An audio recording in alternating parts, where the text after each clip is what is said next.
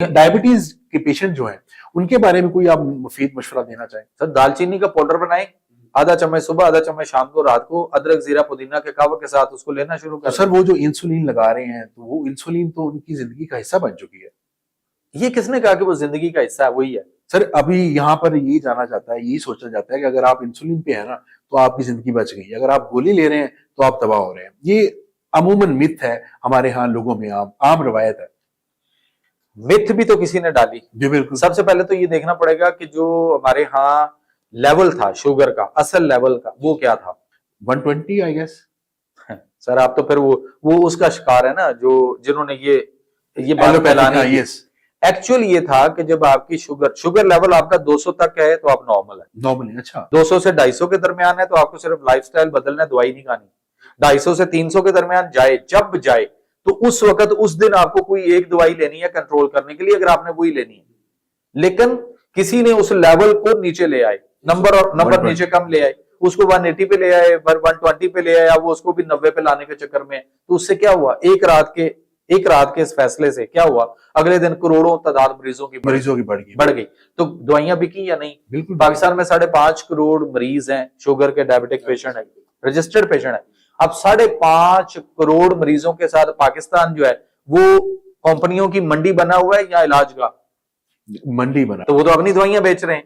तो आप ये कह रहे हैं कि इंसुलिन नहीं लगानी चाहिए बिकॉज इसकी जो मैन्युफैक्चरिंग है उसके बारे में आपने? सर देखें, आप गूगल पे जाके वहां पे लिखें कि सोर्स ऑफ इंसुलिन, तो आपके साथ गूगल आपको जवाब देगा कि पोर्क या पिग सुअर, पोर्क भी उसी को कहते हैं सुअर को। तो जो सुअर का पैंक्रियाज लबलब है उसमें से जो इंसुलिन उसके लिए निकल रही है, वहां से वो उसको व्यास्पी करके निकाल रहा है और इंसानों को इंजेक्शन में भर के लगाने के लिए दे रहा है। हलाल और हराम की तमीज भी खत्म हो गई। सर हलाल और हराम की तमीज तो जिंदगी बचाने के लिए, मेरा नहीं ख्याल, अगर आप जिंदगी आप बच सकती है तो आप इसको यूटिलाइज। एक हदीस जो मुझे मिली है वो ये है कि आप किसी ऐसी जगह पे हो कि आपकी कोई सुनने वाला ना हो, आपकी कोई मदद करने वाला ना हो, आपके पास हलाल ज़राए मुयस्सर ना हो। बिल्कुल ठीक है।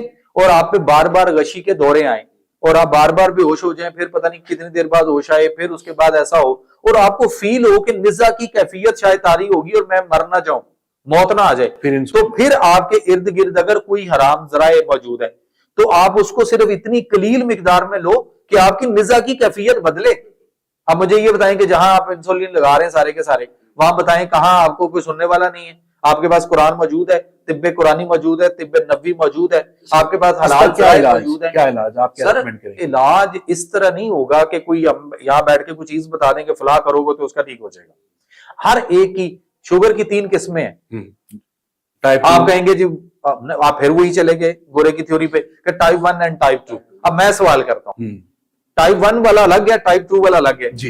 लेकिन आगे चल के ये दोनों को जब एक ही चीज दोनों को डॉक्टर शुरू करवा देता है, यानी एक इंसुलिन डिपेंडेंट है और एक नॉन इंसुलिन डिपेंडेंट है, लेकिन कुछ अरसा के बाद यानी एक गोलियों पे लगा और उसको बाद में इंसुलिन भी लगाना शुरू कर दी गई, और एक शुरू से इंसुलिन पे लगाया गया और आगे चल के उसको गोलियां भी शुरू करवा दी गई, तो फिर दोनों चीजें शुरू हो गई, तो फिर दोनों टाइप्स उसमें इकट्ठी हो गई? नहीं, ऑब्वियसली नहीं। तो फिर ये क्या हो रहा है? ये टाइप 1 टाइप 2 सिर्फ हमारे पास और कोई इलाज डायबिटीज होगी सर, किसने का इलाज नहीं है? हम उस इलाज की आप बताइए, अंग्रेजी तरीका इलाज छोड़ के आपको डायबिटिक है तो कितने आप दूसरे तरीका इलाज को कितने को फोकस किया? सर मौसर जो मिल रहा है हमें, जो चीज अपनी जिंदगी बचाने के लिए हमें लगता है कि बेहतर है हम तो उस तरफ जाएंगे। जिंदगी बची सर, जिंदगी का स्पैन तो टांगे कटी 2.5 लाख पाकिस्तानियों के गैंग्रीन हो रहे हैं और 2 लाख के टांगे कट रही हैं, उनके पांव कट रहे हैं, तो बताइए क्या कौन सी जिंदगी बची? तो आप क्या रिकमेंड करेंगे? कोई सर इंसुलिन रेजिस्टेंस हो रही है।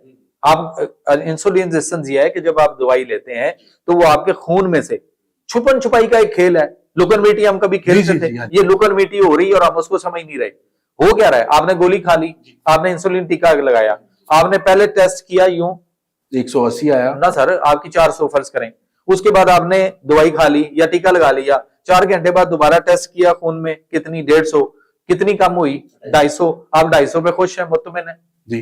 250 कहां गई? खून में से कम हुई, कहां गई?